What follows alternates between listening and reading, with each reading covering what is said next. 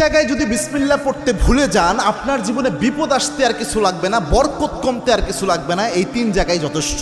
খুব মারাত্মক একটা বিষয়। বিসমিল্লাহ তো মোটামুটি সব ভালো কাজের শুরুতেই পড়া হয়, তবে সব জায়গায় ভুলে গেলেও এই 3 জায়গায় মিনিমাম ভুলা উচিত নয়। তার মধ্যে 1 নাম্বার যেটা, এটা আমি সবচেয়ে গুরুত্বপূর্ণ মনে করি, সেটা হচ্ছে বর্তমান পরিস্থিতিতে এটা হচ্ছে আপনার বাথরুমে প্রবেশের শুরুতে বিসমিল্লাহ পড়া।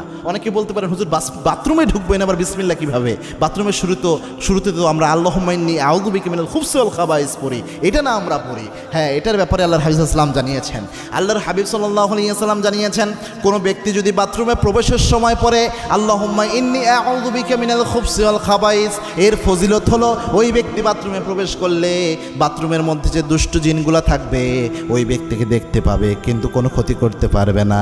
কিন্তু কোনো ব্যক্তি যদি বিসমিল্লাহ লাগিয়ে দিতে পারে, বিসমিল্লাহি আল্লাহুম্মা ইন্নী আউযু বিকা মিনাল খুবসি ওয়াল খাবাইস, এই বিসমিল্লাহ সহ যদি দোয়াটা পড়তে পারে,